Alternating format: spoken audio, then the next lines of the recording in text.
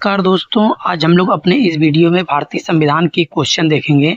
तो भारतीय संविधान में जितने भी अनुच्छेद हैं, आज हम लोग इस वीडियो में कवर करेंगे। पहले आप लोगों को एक ओवरव्यू दे देता हूँ। भारतीय संविधान में 395 अनुच्छेद हैं, 22 भाग है, उसके बाद 12 सूची है दोस्तों, इतने दिए गए हैं। आज हम लोग इस वीडियो में 395 अनुच्छेद कवर करेंगे। आइए स्टार्ट करते हैं।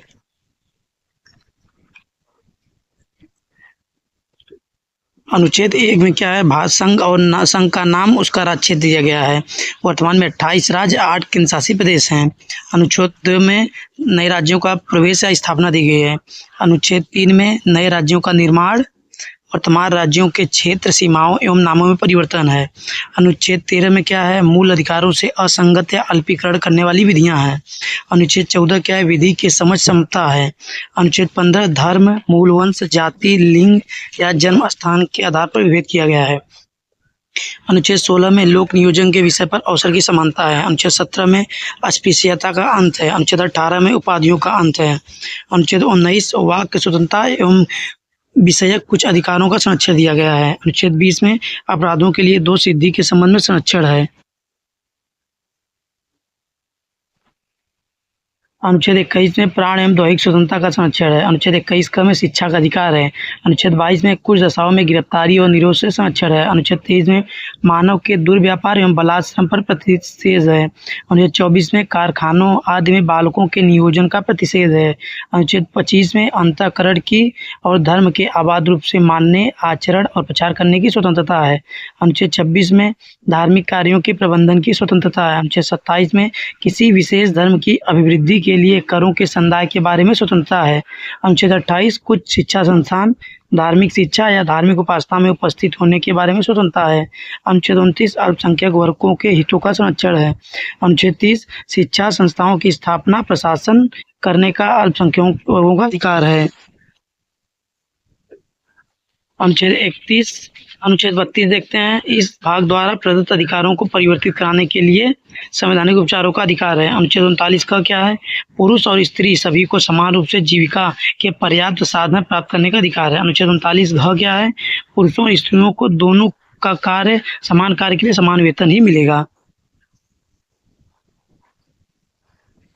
अनुच्छेद 40 में ग्राम पंचायत का गठन है। अनुच्छेद 41 में कुछ दशाओं में काम, शिक्षा और लोक सहायता पाने का अधिकार है। अनुच्छेद 42 में काम की न्याय संगत मानवोचित दशाओं तथा प्रसूति सहायता है। अनुच्छेद 43 क में उद्योग के प्रबंधन में कर्मकारों का भाग लेना। अनुच्छेद 43 ख में सहकारी समितियों की स्थापना है। अनुच्छेद 44 में नागरिकों के लिए समान सिविल संहिता है। अनुच्छेद 45 में 6 वर्ष से कम आयु के बालकों के लिए प्रारंभिक बाल व्यवस्था, देखरेख और शिक्षा को बंद है। अनुच्छेद 48 में कृषि एवं पशुपालन का संगठन है। अनुच्छेद 48 का में पर्यावरण का संरक्षण तथा संवर्धन, वन एवं वन्यजीवों की रक्षा है। अनुच्छेद 49 में राष्ट्रीय महत्व के स्मारकों, स्थानों, वस्तुओं का संरक्षण है। अनुच्छेद 50 में कार्यपालिका से न्यायपालिका का पृथक्करण है। अनुच्छेद 51 में अंतर्राष्ट्रीय शांति और सुरक्षा की अभिवृद्धि है। अनुच्छेद 51 में मूल कर्तव्य दिया गया है। अनुच्छेद 52 में भारत का राष्ट्रपति होगा। अनुच्छेद 54 में राष्ट्रपति का निर्वाचन है। अनुच्छेद 55 में राष्ट्रपति के निर्वाचन की रीति है। अनुच्छेद 56 में राष्ट्रपति की पदावधि है। अनुच्छेद 60 में राष्ट्रपति द्वारा शपथ का प्रतिज्ञान है। अनुच्छेद 61 में राष्ट्रपति पर महाभियोग की प्रक्रिया है। अनुच्छेद 63 में भारत का उपराष्ट्रपति होगा। अनुच्छेद 66 में उपराष्ट्रपति का निर्वाचन दिया गया है।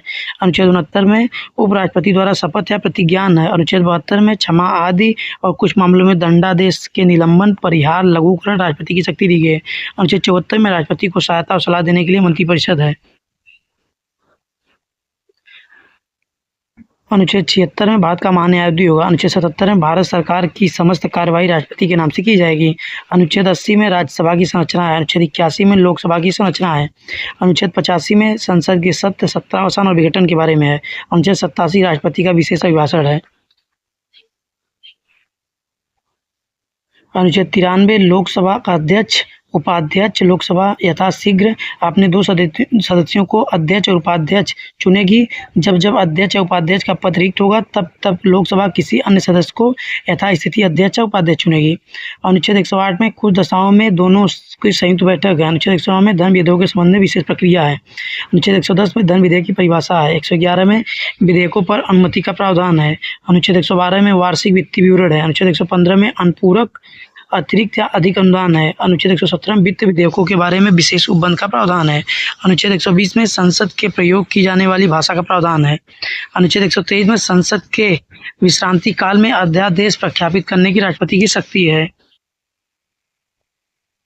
अनुच्छेद 124 में सुप्रीम कोर्ट का गठन है। अनुच्छेद 127 में तदर्थ न्यायाधीश की नियुक्ति का प्रावधान है। अनुच्छेद 129 में उच्चतम न्यायालय का अभिलेख न्यायालय होना। अनुच्छेद 139 में कुछ रीट निकालने की शक्तियां उच्चतम न्यायालय को प्रदान की गई। अनुच्छेद 143 में उच्चतम न्यायालय के परामर्श करने की राष्ट्रपति की शक्ति है। अनुच्छेद 148 में भारत का नियंत्रक महालेखा परीक्षक की नियुक्ति। अनुच्छेद 153 में राज्यों के राज्यपाल की नियुक्ति। अनुच्छेद 155 में राज्यपाल की नियुक्ति। अनुच्छेद 156 में राज्यपाल की पदावधि। अनुच्छेद 157 में राज्यपाल की नियुक्ति होने की अर्थाएं हैं। अनुच्छेद 159 में राज्यपाल द्वारा शपथ या प्रतिज्ञान है। अनुच्छेद 161 में क्षमा आदि और कुछ मामलों में दंडादेश के निलंबन, परिहार या लघुकरण की राज्यपाल की शक्ति है। अनुच्छेद 163 में राज्यपाल की सहायता और सलाह देने के लिए मंत्रिपरिषद का प्रावधान है। अनुच्छेद 165 में राज्य का महाधिवक्ता। अनुच्छेद 167 में राज्यपाल को जानकारी देने आदि के संबंध में मुख्यमंत्री का कर्तव्य है। अनुच्छेद 168 में राज्यों के विधानमंडलों का गठन। अनुच्छेद 169 में राज्यों में विधान परिषदों का गठन। अनुच्छेद 170 में विधानसभाओं की संरचना। अनुच्छेद 171 में विधान परिषदों की संरचना।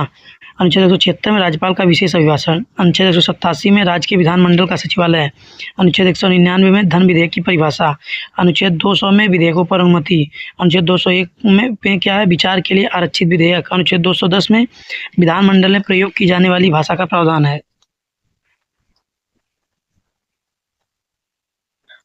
अनुच्छेद 213 में क्या दिया गया, विधानमंडल में विश्रांति काल में अध्यादेश प्रख्यापित करने की राज्यपाल की शक्ति है। अनुच्छेद 214 में राज्यों के लिए उच्च न्यायालय है। अनुच्छेद 215 में उच्च न्यायालयों का अभिलेख न्यायालय होना। अनुच्छेद 216 में उच्च न्यायालयों का गठन है। 219 में उच्च न्यायालयों के न्यायाधीशों द्वारा शपथ का प्रावधान है।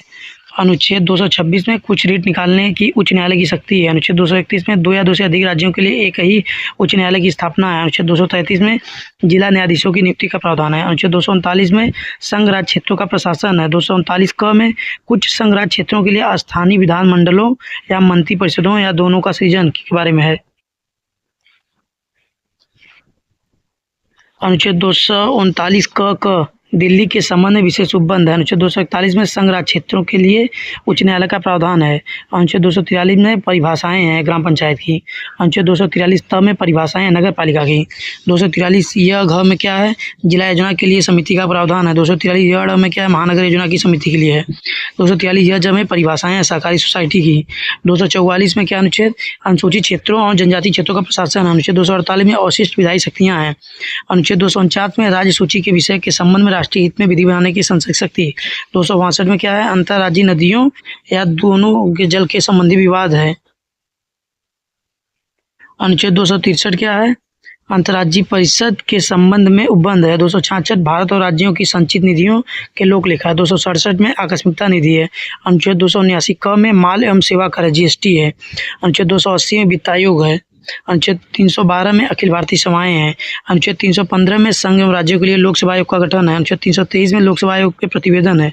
326 में लोकसभा और राज्य के विधानसभाओं के लिए निर्वाचन वयस्क मताधिकार के आधार पर होगा। अनुच्छेद 330 में लोकसभा में अनुसूचित जातियों अनुसूचित जनजातियों के लिए स्थानों का आरक्षण है।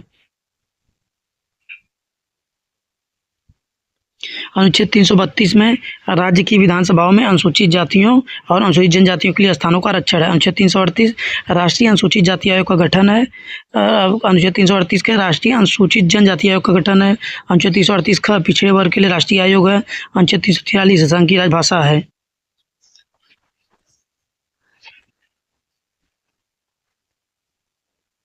अनुच्छेद 345 राज्य की राजभाषा या राजभाषाएं हैं। अनुच्छेद 350 क में क्या है, प्राथमिक स्तर पर मातृभाषा में शिक्षक की सुविधाएं। 352 में क्या है, आपात की उद्घोषणा है। अनुच्छेद 356 में राज्य में संवैधानिक तंत्र के विफल हो जाने पर राष्ट्रपति शासन जिसको बोलते हैं दोस्तों। अनुच्छेद 360 में वित्तीय आपात के बारे में, अभी तक भारत में एक बार भी वित्तीय आपात नहीं लगा है। अनुच्छेद 368 में संविधान का संशोधन करने की संसद की शक्ति की प्रक्रिया है। अनुच्छेद 370 जम्मू कश्मीर राज्य के संबंध में अस्थायी उपबंध है। अनुच्छेद 371 नागालैंड राज्य के संबंध में विशेष उपबंध है। अनुच्छेद 371 का असम राज्य के संबंध में विशेष उपबंध है। अनुच्छेद 371 ग मणि राज्य के संबंध में विशेष उपबंध है। अनुच्छेद 371 ग आंध्र प्रदेश राज्य और तेलंगाना राज्य के संबंध में विशेष उपबंध है।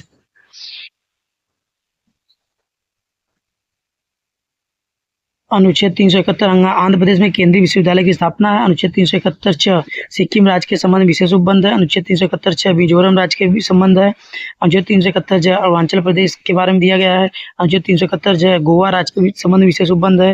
अनुच्छेद 371 यहाँ कर्नाटक राज्य के संबंध विशेष उपबंध है। अनुच्छेद 392 कठिनाइयों को दूर करने की राष्ट्रपति की शक्ति है। अनुच्छेद 393 संक्षिप्त नाम इस संविधान का संक्षिप्त नाम और भारत का संविधान है।